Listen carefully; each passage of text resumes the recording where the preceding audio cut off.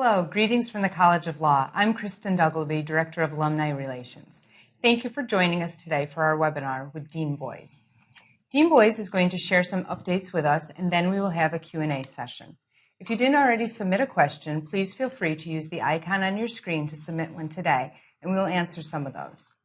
And now I'm happy to introduce our Dean, Dean Craig M. Boise. Thank you, Kristen. It's good to be able to use technology to provide you with some updates about what's going on at your law school, Syracuse University College of Law. This is, of course, a busy time of the year. If you think back to what you were doing at this time of year as a law school student, you may recall that this is a time when students are, of course, thinking about spring break, but more importantly, many of them are out at externship placement sites. Many of them are posting their resumes, preparing for on-campus interview in the spring cycle, and out competing at inter-school competitions around the country. So it's a busy time of the semester for our students and for us as well. In addition to some travel that we've made recently to the West Coast, and by the way, thank you to those of you joining us who joined us in LA or in San Francisco for a great time of fellowship and reconnection with other alums. We thank you for being there and for joining us again today. And of course, we're always dodging snowflakes here. Nothing has changed dramatically in the weather in Syracuse since many of you were here in law school. We continue to earn our reputation for being hardy folk and not letting the weather deter us from all that we're trying to accomplish here. So I want to thank our alumni leaders for organizing this webinar today. I especially want to thank Amy Digert, who is a Syracuse University Law Alumni Association SULA board president, for her assistance. And I'd also like to acknowledge that we have an alumnus named Jim Kidder, who will be the next president of the Syracuse University Alumni Association. And we appreciate his assistance. And it's also good to know that we'll have leadership from the College of Law alumni ranks as part of what's going on more broadly at the university. I want to start, before I get into the meat of what I want to talk about, I want to start by making a clarification and an explanation about something that some of you may be aware of and may have read in a widely circulated article from USA Today. As you may know, the American Bar Association is the accreditor of law schools in the U.S., and the ABA promulgates a set of standards that all law schools are expected to comply with in order to maintain their accreditation.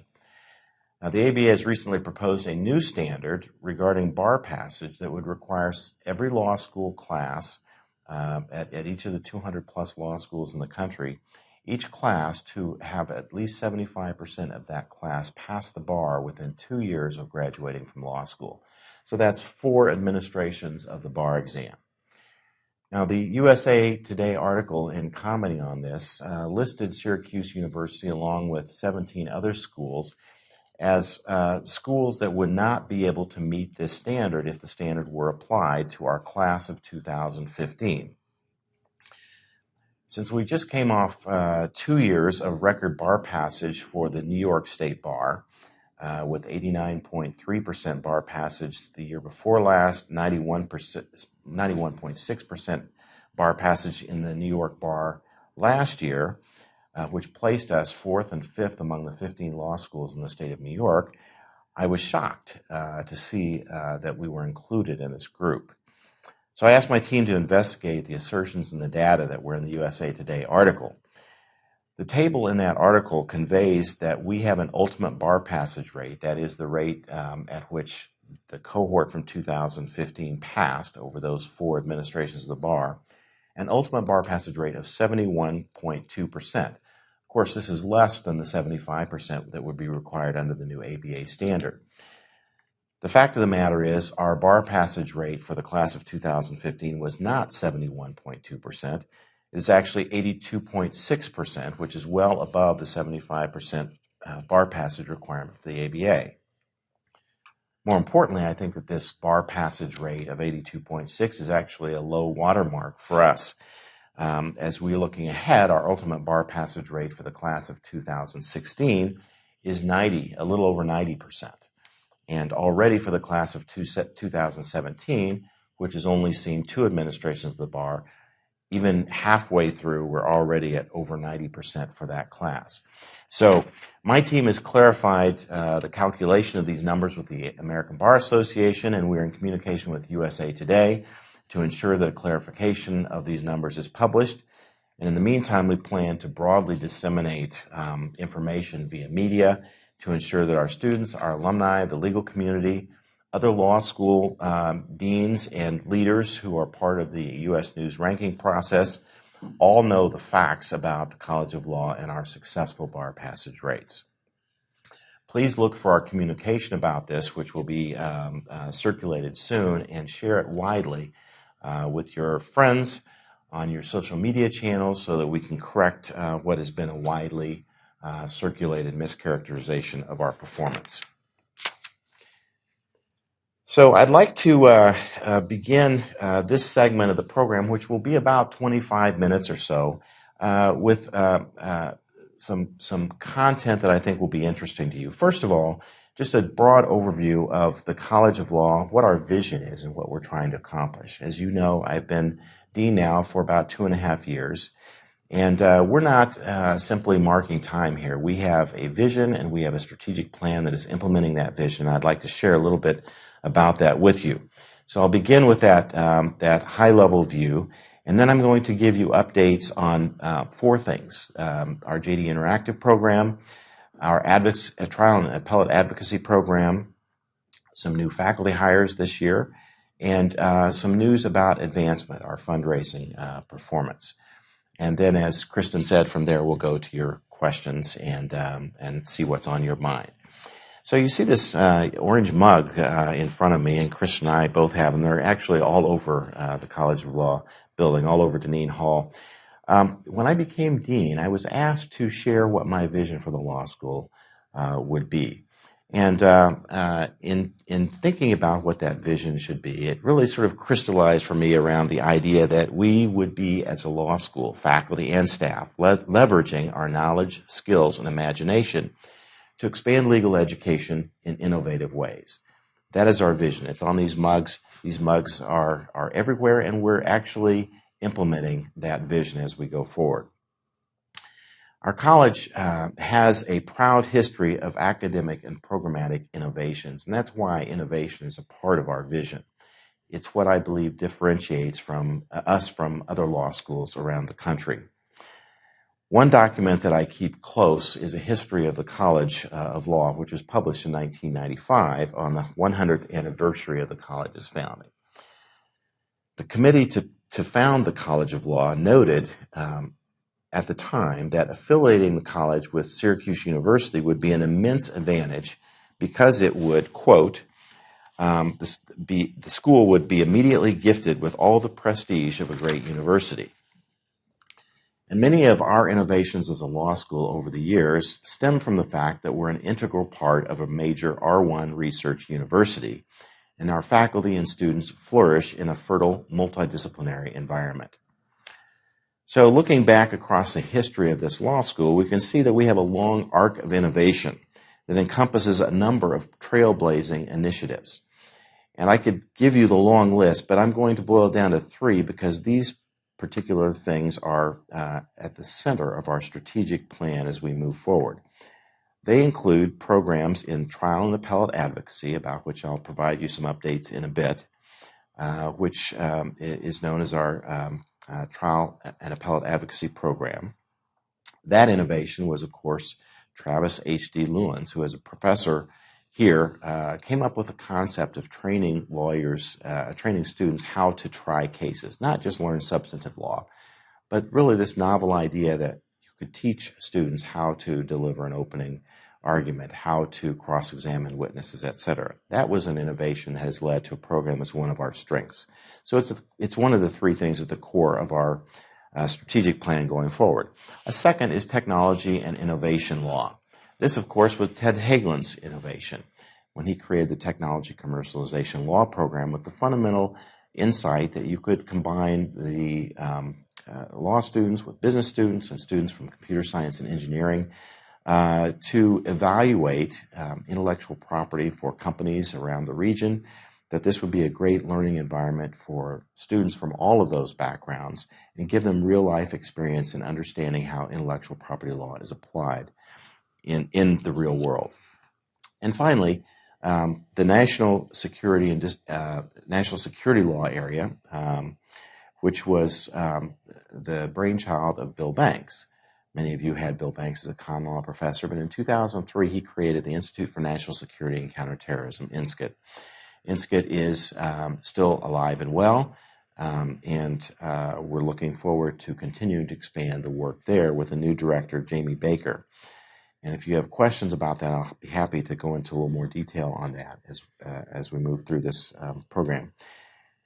And finally, disability law. The Burton Blatt Institute, which is part of the law school, is the leading disability law institute in the country, with a wide-ranging mission that encompasses the expansion of the rights and opportunities for people with disabilities in this country across a wide variety of areas. So those three centers, the Innovation Law Center, Ted Hagelin's program, INSCT, the National Security Center, and Burton Blatt Institute, those three centers, plus our Trial and Appellate Advocacy Program, are at the core of our vision going forward. So we look to expand that expertise, and we think about how what we are doing can build on those critical foundational blocks to move the law school forward. Now, those historic innovations have been joined by more recently launched innovations, including our JD Interactive program, which is a interactive online law degree program, as well as a thriving international initiative that includes a flourishing LLM program and a number of international partnerships with organizations and other educational institutes around the world. So innovation is great, and we will continue to innovate, but it's not only about the value that the innovation provides to our students, it's also about sustainability. So I like to say that the arc of innovation not only bends toward excellence, but it also bends toward sustainability. And what I mean by that is that our ability to innovate is critical to the fiscal success of the law school. Revenue generation from our recent programmatic innovations has contributed to our emergence from years of fiscal restraint, and we are on track for a modest financial surplus in fiscal 2020. This is after many years of deficits that I'm sure many of you have heard about, but by virtue of these innovations, which have generated new revenue for the law school, along with strong fiscal management and greater operational efficiencies, careful management of our tuition enrollment so that we're reducing our tuition discounting, and thanks to you, our loyal alumni, our philanthropic giving, all of these things are contributing to turning the law school around financially. And I'm very excited about seeing that change happen. It's been something we've long desired. And there will continue to be revenue-generating programs on the horizon. We're in the process right now of awaiting the New York State Education Department's approval of an SJD degree program. This is essentially a PhD program in law. It's a program that is in demand from students, mostly foreign students, who want to teach and be in the academic environment in their countries. Most legal education around the world begins with undergraduate and is followed by an LLM and then an SJD program. Differs a little bit from what we do here in the U.S. But that SJD program we hope to have online next year. We're also looking at a new Master's of Law degree in Security Studies that will serve military fellows as part of the mission of INSCT. And we also hope to expand into the area of undergraduate education. We'll share more about that vision as we move forward, but that would permit us to tap into a market of some 17 million undergraduate students, many of whom will need a deep understanding of the law as they go into a variety of careers, from compliance to healthcare to contracting, mediation, and so forth. The bottom line is that we will continue to innovate in line with our 3 strategic centers and our Trial and Appellate Advocacy Program, and continue to raise the profile of the law school while at the same time strengthening our fiscal position. So now the updates that I promised. First, with respect to the JD Interactive program, I mentioned this program before. For those of you who are not aware, JDI, as we like to call it, is the nation's first fully interactive online Juris Doctor program. This is a program that took us about 4 years to get launched, and that program began officially in January of this year as we welcomed 32 students to the program, to campus here at Syracuse for their first week of classes. They then returned home across the country and around the world, and will begin the online portion of that study over the next 3 1/3 years. The JD Interactive program is an ABA-approved program. It required us to obtain a special variance from the ABA standards to exceed the current 30 hours of online that's permitted as part of the JD. So our program goes well beyond 30 credit hours of online instruction, but it's a thoroughly vetted program that combines real-time live online class sessions with self-paced instruction, on-campus courses here, as well as experiential learning opportunities. Every one of the students involved in JDI will participate in an externship before the conclusion of the program. JDI is taught by College of Law faculty, and it's taught to the same standards, same high standards as our residential JD program. As we marketed this program, we realized that there was tremendous pent-up demand for this kind of a program.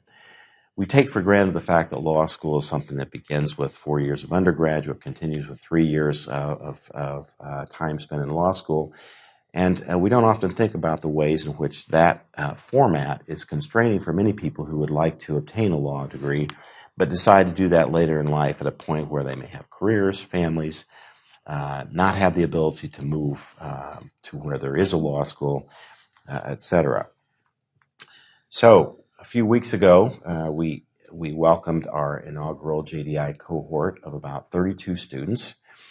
15 of those students are military or military affiliated.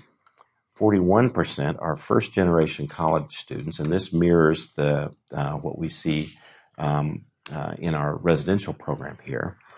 The average age of the class is 35, which is about 12 years older than the average age of our residential students. And 20 states across the country are represented amongst these students, as well as Germany, Tanzania, and Japan. Our online students are highly motivated. They have impressive credentials, and we promised that as we did this program that the students that we admitted would be of the same caliber as the students in our residential program. It actually turns out that the median LSAT for this group of students is 2 points higher than the median LSAT for our residential students.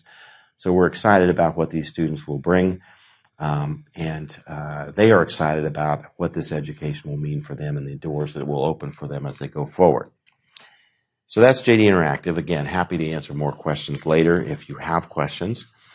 On to our advocacy program, the Trial and Appellate Advocacy Program. As I mentioned, this was a program that began with the insight that Travis Lewin, a professor here, had for teaching students how to try cases. Over the first year of my deanship, I commissioned a blue ribbon panel to evaluate this program, to suggest ways that we might restructure, to improve, expand the influence of the program. And so as a result of the work of that commission, the former Moot Court Honor Society is now called the Advocacy Honor Society. That's in recognition of the fact that advocacy now extends beyond the courtroom, the trial courtroom, to both appellate advocacy, but also alternative dispute resolution, mediation, arbitration, and other forms of advocacy. In the last year, the Trial Advocacy Program has been expanded to offer broad reach across all forms of advocacy training: trial experience, mock appellate training, and alternative dispute resolution. There are now 4 intracollegiate competitions here at the College of Law that are offered, and we send students to 15 intercollegiate competitions across the country, and they frequently return to us with high place finishes and individual awards. The leadership of this program is now in the hands of Professor Todd Berger. who is currently reimagining and reviewing the advocacy curriculum with the idea of better sequencing the key courses that include things like evidence, trial practice, etc. So stay tuned for more news as we continue to develop and expand that program, which has been a core part of this law school for several decades. This last year, for the first time in about 5 years, the law school was actually in a position to go out and hire faculty. We had arrived at the need for additional faculty by virtue of some retirements, and we're able to do so as we've been able to improve our fiscal situation. These new faculty hires demonstrate our commitment to reviewing and developing the curriculum here and adding more student-centered teachers to our faculty. So, beginning next fall, we will have 3 new full-time hires. They are Dr. Jerome Dorfman, and I say doctor because he's not only a lawyer, he is also a PhD. He's a specialist in disability and health law and multi-method research, and he will be an associate professor of law. Professor Dorfman will teach torts, he will teach employment discrimination and health law and policy. He will also strengthen, in alignment with our strategic vision, our expertise in the disability law area for obtaining outside research funding. So he will be assisting the Burton Blatt Institute and Professor Peter Blank in expanding our influence in the disability area. The second faculty member we hired is, again, Dr. Jennifer Breen, who is a lawyer but also a PhD.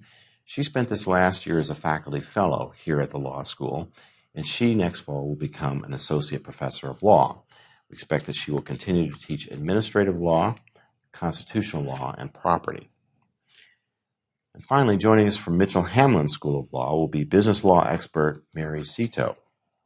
Mary, who potentially will teach contracts and business associations, as well as courses like Chinese law, has a number of years of experience teaching, and we're looking forward to bringing her on board in the fall as well.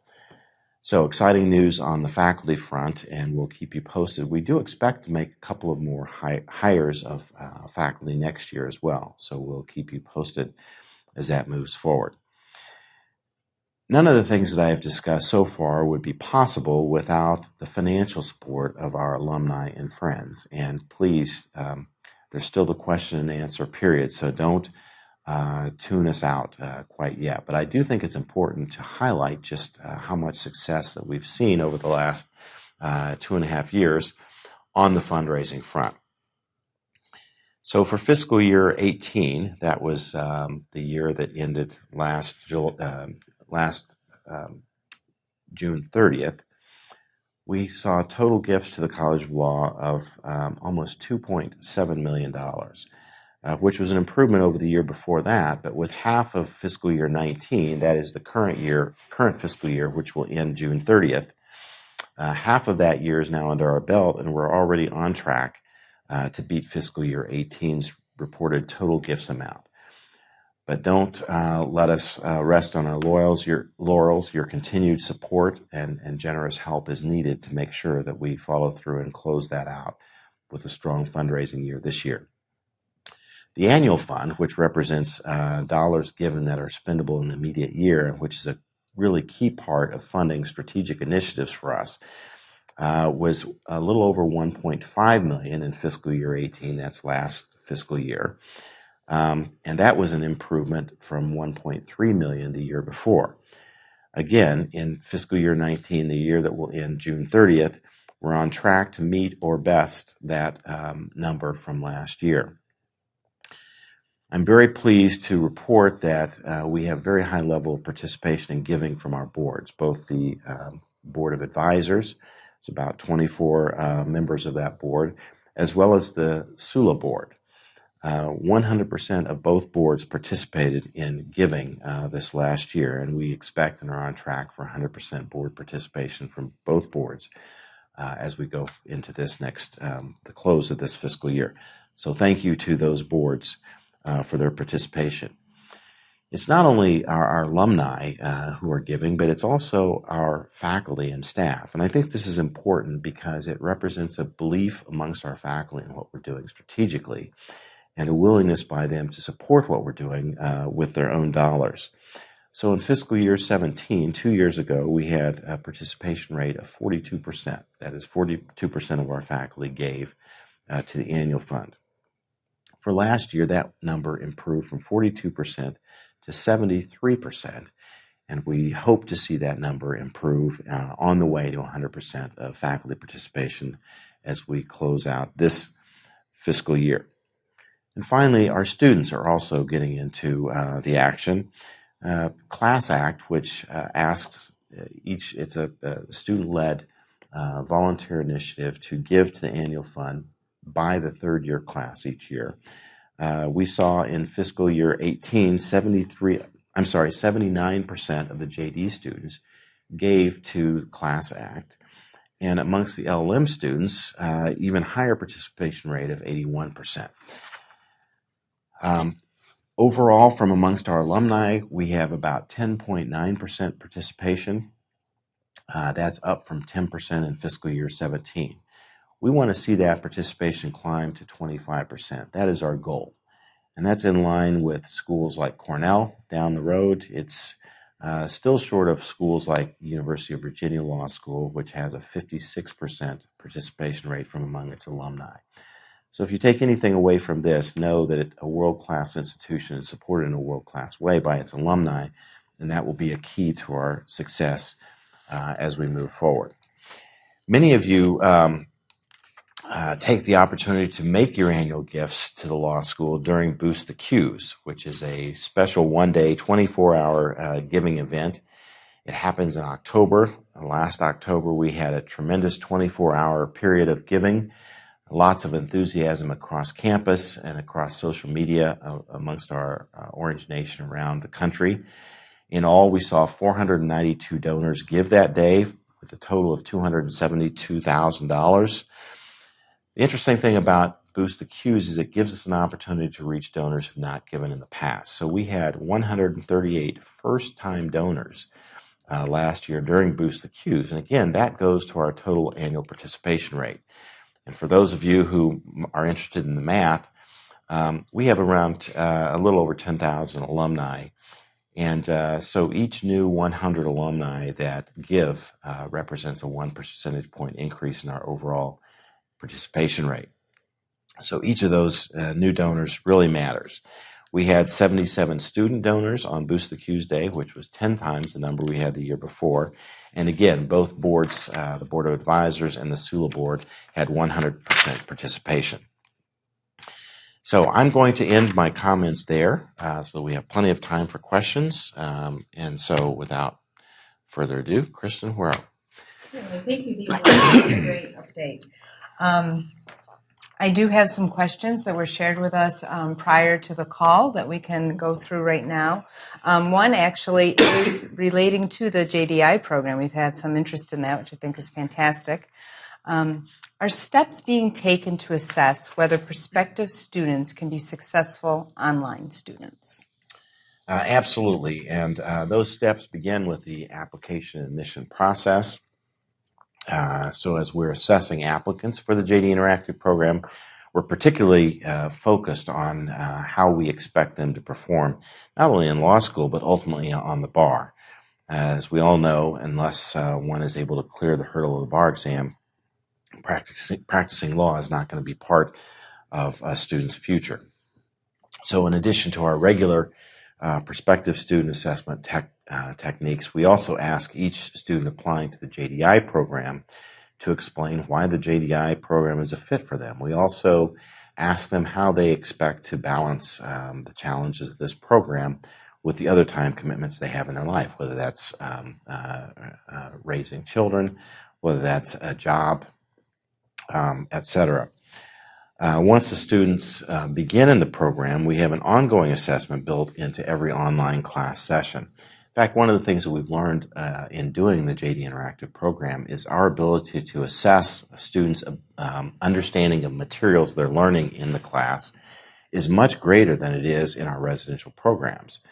This is because half of the online program, half of the online time that students have is in a virtual classroom where they're face-to-face with their faculty member as well as the other students in the cohort, where they're all able to communicate with one another in real time.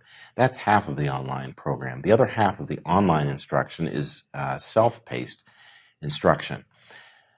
Building the self-paced portion of the online instruction is a very labor-intensive process.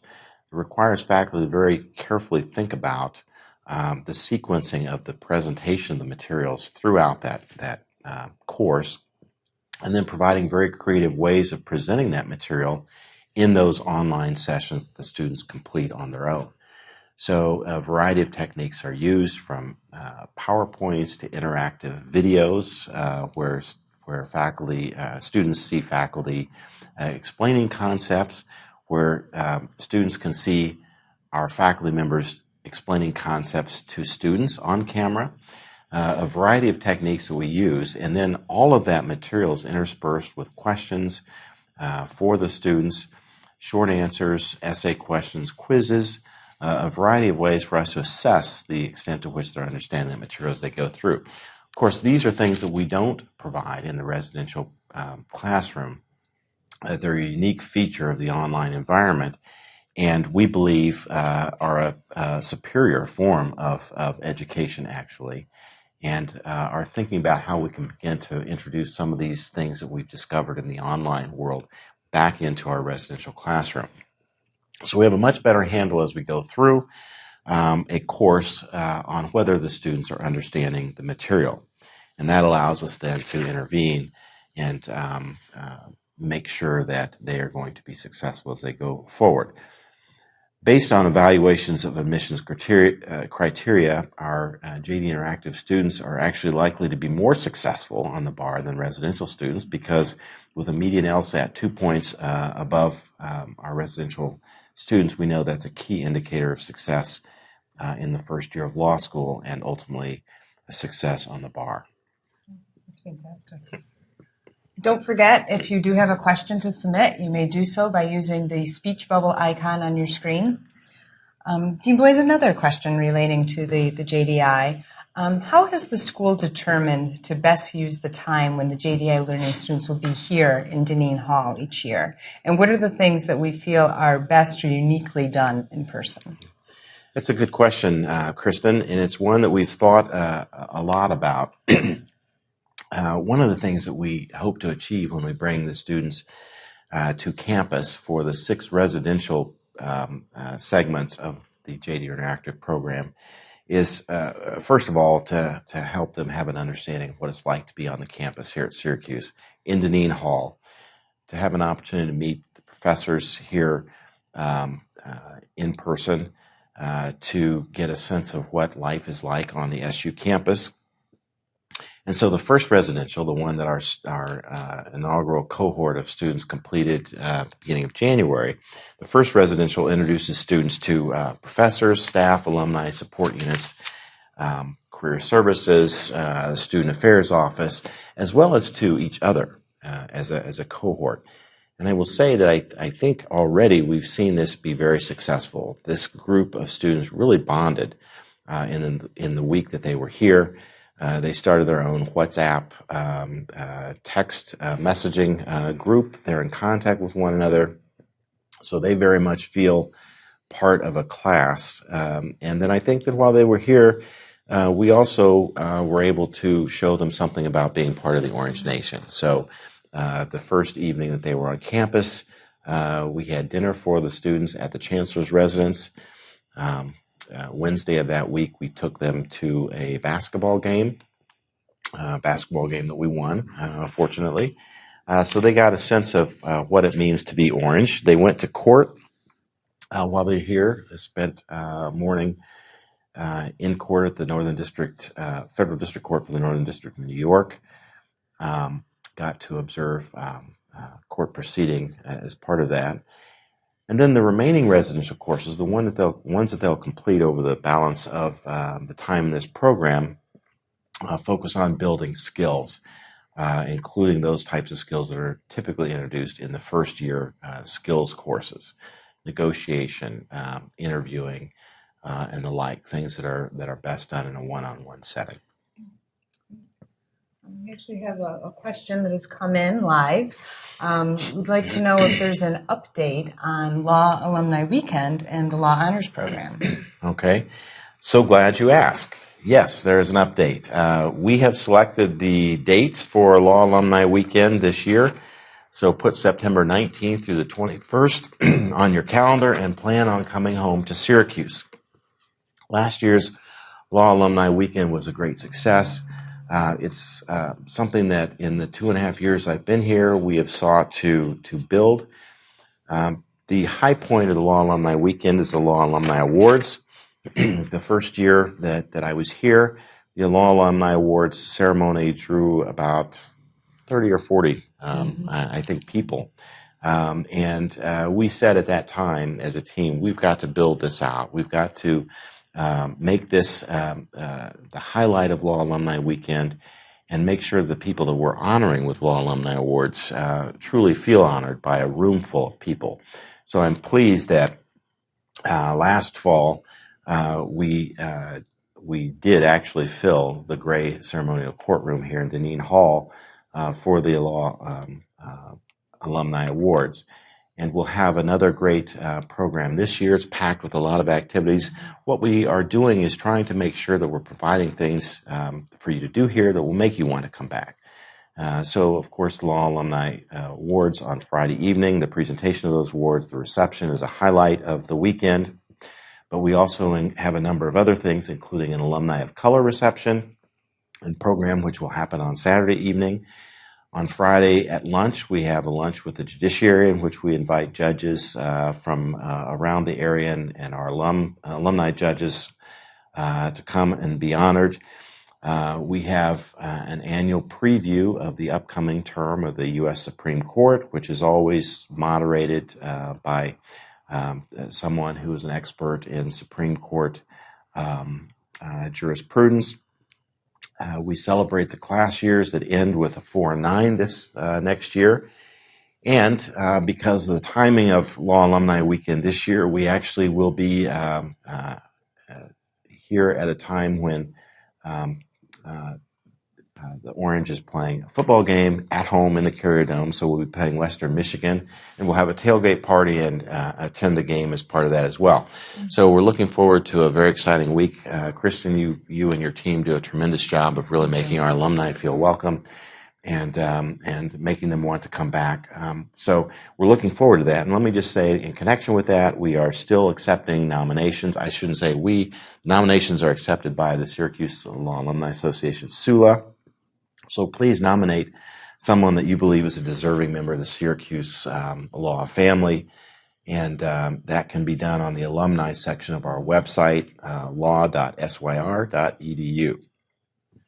And I should also say, if you're someone who's kept in touch with a number of your classmates, consider being a class agent. That's very helpful to have someone from the class who can help us reach out to the members of the class and invite them to come back, generate enthusiasm about being back on campus here at Syracuse. Kristen will be happy to help connect you in that regard. Definitely. We would like to have as many alums come back to Syracuse as possible, so we're looking forward to that. Excellent. So for another question, the College of Law, we have our Law in London program that's been around for more than 40 years. And this program is, fully established, but we also know that the externship program has expanded and is in other cities here in the United States. Can you share some details of that with us? Certainly, Kristen. I happen to believe that, after the decline in the number of applicants coming to law school post-financial crisis in 2008, 2009, we saw a steep decline in the number of law firms that were actually offering summer associate positions. The summer associate positions were a great way to get practical experience in a law firm setting. But I believe that going forward, we'll see what replaces that in terms of providing our students with practical experience will be externships. And again, thinking about the innovation at this College of Law, the Law in London program, which we now call London X, was an innovation. It remains the only program of its kind that allows students to go to London in the summer and spend 8 weeks working in legal settings there, which include barristers and solicitors' offices, the Crown Prosecution Service, banks, law firms, and other organizations. That innovation, which has been in place for now 41 years, and which accompanied our regional externship program here in central New York, led us to think about expanding externship opportunities. So about 4 years ago, we created the DCX program, DC Externship Program, known as DCX. That program is a semester-long opportunity for students during the course of the year to spend the semester working in a wide range of government agencies with some law firms, non-governmental organizations, and the like. Because of the success of that program and its popular appeal for students, we are now in the third semester of an expansion of that program to New York City. And I should say that these externship sites come about by virtue of our alumni. Mm-hmm. And so we announced 2 years ago that we wanted to expand the externship program in New York City. We reached out with a message to alumni to let us know if they'd be interested in hosting an extern. Within a couple of weeks, we had 25 externship sites, so we were able to begin with 15 students doing externships in New York City. We then expanded to Philly with PhillyX, to accompany NYCX, and we are now looking at Atlanta and the West Coast. So alumni who are on this webinar who have an interest in creating an externship opportunity for one of our students in Atlanta or on the West Coast, again, please be in contact with Kristen. We aim to be the school that has the most externship opportunities around the country of any law school, with the benefit that it allows our students enhanced practical experience, but it also allows us to more credibly recruit in those markets that are outside of Syracuse, where we can assure students that even if they come all the way across the country to Syracuse, they don't have to necessarily stay here and practice law. They can go back to their hometown. They can go to any other city they want to be in. If we have alumni there, and chances are that we do, we will find a way to connect them to the practice community and to practical opportunities. Wonderful. That's great. I know that many of our alums, they're very excited when they can host a student, and that they're great to see them, succeeding and excelling in their studies. It is, and the more of our graduates that we have, or students in the process of, the more of our students we have out there in the market, they're doing a great job, and that reputation is expanding, and it's leading to job opportunities post-graduation. It's raising the profile of the law school. So we're increasingly seeing our students placed in the best law firms, the best organizations around the country, and that's building our reputation as a law school. Excellent. Dean Boyes, you mentioned the Alumni of Color reception returning this year for Reunion Weekend. Is the College of Law undertaking any particular other initiatives related to diversity and inclusion? Yes, there are a host of things that we're doing on the diversity and inclusion side. We were able to expand the diversity of our faculty with the 3 faculty hires we made this year. We expect to do more of that in the hires that we make next year. I have made in our hires not only faculty but also our staff hires here at the College of Law.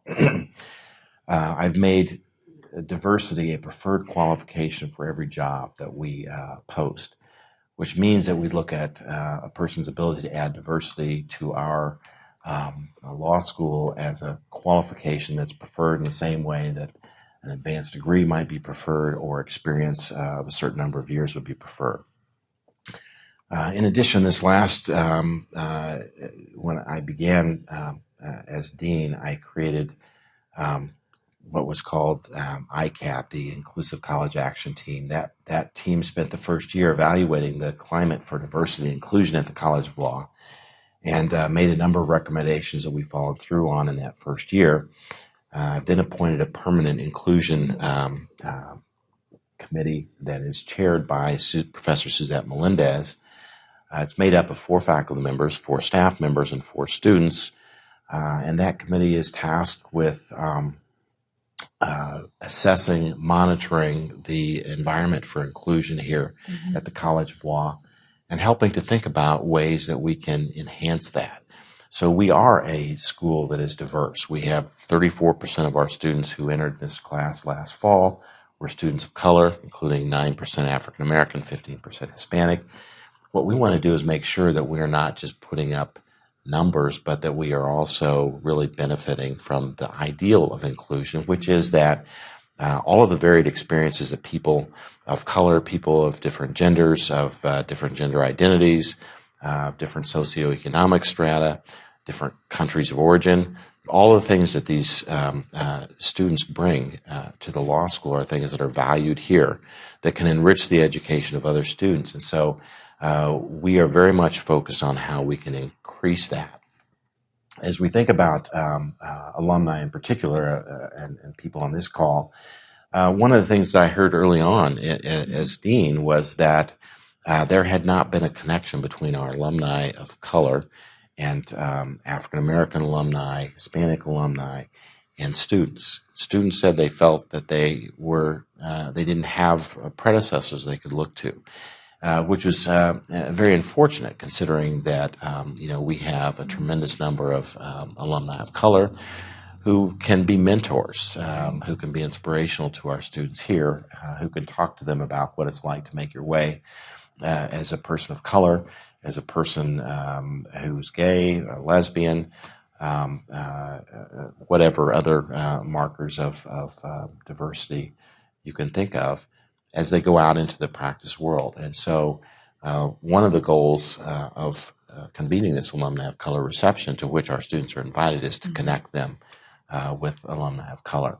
So, and I'll just mention one more thing. There are a number of other things. We've got a Black Law Students Association event coming up this Sunday evening. It's a postponed event from Martin Luther King weekend and the polar vortex that struck. But we've invited the William Herbert Johnson Bar Association, which is the African American Bar Association here in Syracuse, to that. We've got Diversity Week coming up in April, April 15th through 18th. And in connection with a broader university initiative, we provided all of the students in the law school with Trevor Noah's book, Born a Crime. This book details his own experiences as an individual of color growing up in South Africa, where he navigated across racial lines there, black, white, and colored, and full of amazing insight. It's a fabulous book. We provided that book to all of our students, and we are convening a number of discussion groups led by faculty and staff over the course of this semester. And we'll do the same thing again next year with another book. So a lot of things underway because, again, I believe in the value of diversity, not simply for purposes of putting up statistics, but because I believe that people from varied backgrounds do add value to our education. They give us a broader perspective. They make us better people. I agree. Thank you. We have time for one more question. Dean Boyes, what is the most significant contributions alumni can make to contribute to the success of the College of Law and its students? Right. Well, that's a really good question, and I think there are a couple of things. I wouldn't be a good dean if I didn't tell you that money is important. It is very important. You know, the things that differentiate a law school, make a law school rise in the rankings, are things that are driven by money. It comes down to our ability to attract the best students, and that's through scholarship dollars. It comes through our ability to attract strong faculty and the scholarship that they produce, and to do marketing, frankly, that reaches the people who get to vote as part of the U.S. News and World Report ranking. So, as we think about how we can move the law school forward, it's absolutely critical that we have financial support from our alumni. And as many of you know, my background is in tax. That's what I practiced for almost 9 years, taught for about that many.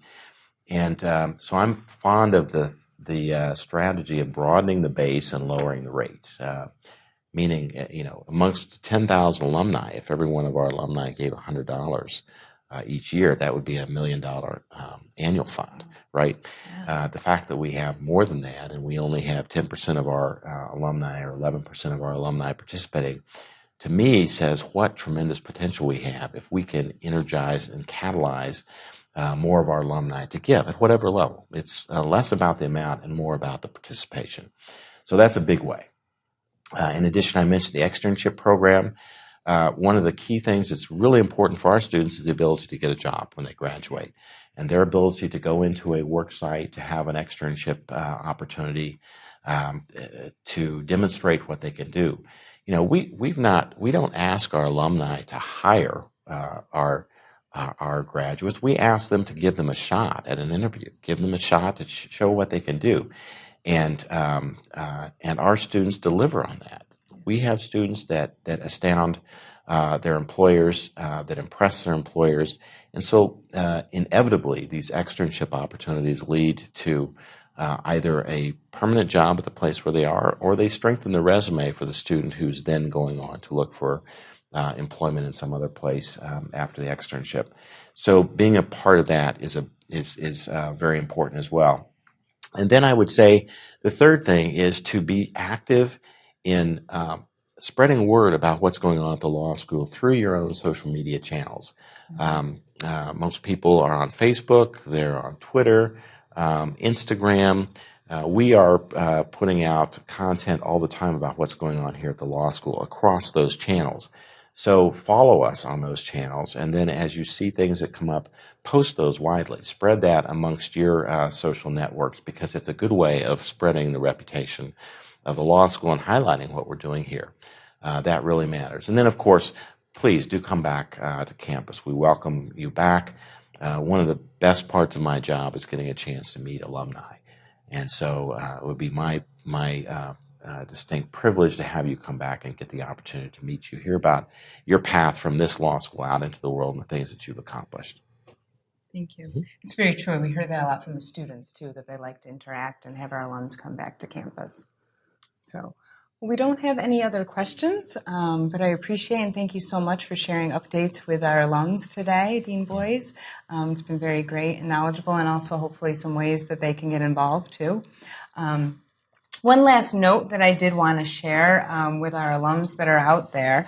This Saturday, you'll be receiving a survey from us, an alumni survey. We want to know what you think. We want to hear from you. We want to plan, looking forward to engagement opportunities, communications, how we can reach you. So please take the moment to fill that out and let us know what you're thinking, because we do want to hear your thoughts. So thank you again for joining us today. It's been a great time. I hope that you've enjoyed, and we hope to do this again in the future. Go Orange.